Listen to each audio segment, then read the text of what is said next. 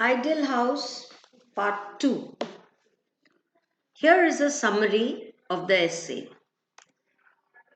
It is a short essay and an incomplete one, but here are some highlighting points of the essay. According to the author, two things are necessary for an ideal house. He says desert and some living water. See, desert, which will be very dry and arid, and he insists upon some living water. He goes on to say that there should be some rocks around. Why? Because rocks are inspiring. He also imagines having deep vegetation around because this kind of deep greenery, deep vegetation arouses imagination. As in the first line, he says there should be some river or stream nearby. River, see, with the water, the music of the water, the flow of the water is always a source of inspiration, and it offers calm, offers peace of mind, is a stress buster. Then he goes on to say that there should be some small lawns, plants, and birds around. If there are small lawns, one can spend time at different places. And the plants around with full of fragrance and of varied colors will invite birds. The sight of the birds is always pleasant. An interesting thing which Robert Louis Stevenson points out is that the house should be on a rising ground, on a mound preferably, and there should be greenery all around, and the house should be just one story. It should not be very large.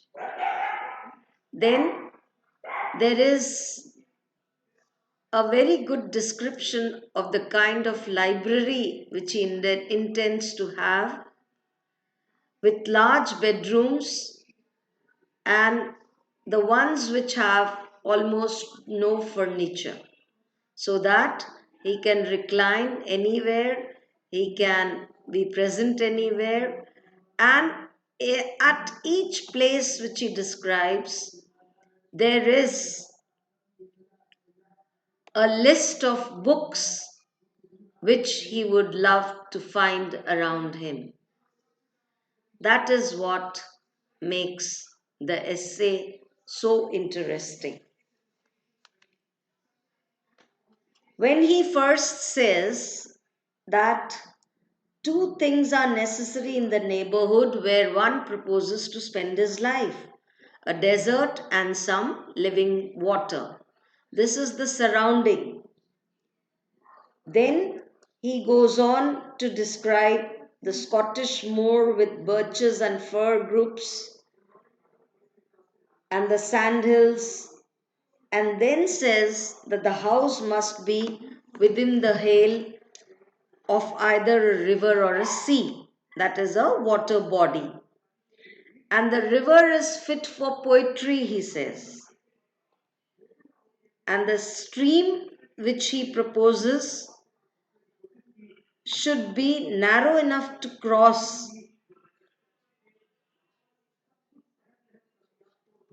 and he makes the lines very poetic. And he also says that there can also be the sea nearby. You see, you have river facing houses, sea facing houses. So no, don't worry why he wishes to have a house near the sea.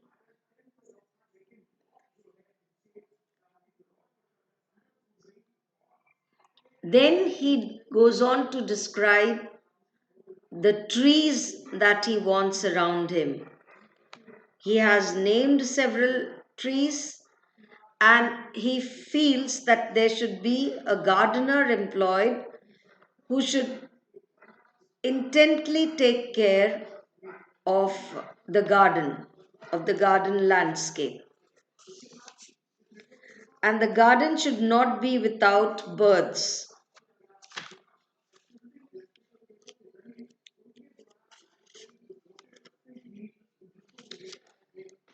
Then Stevenson says that the garden should be on rising ground.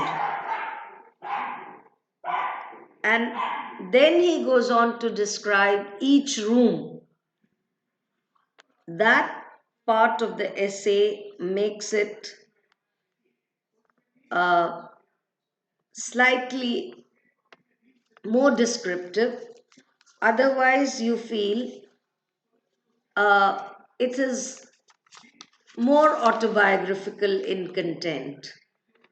And Stevenson also describes the writers who have influenced him and who will and the ones he would love to have around him. Shakespeare, Molière, Montaigne, Lamb, Sterne, de Mosse's comedies, then Arabian Nights, Borrow's Bible in Spain, The Pilgrim's Progress, Guy Mannering and Rob Roy, Monte Cristo, and the like, and even Chaucer, Herrick, and others. He does not wish to miss any of these writers. Thank you. That is the end of the essay. Have a nice day.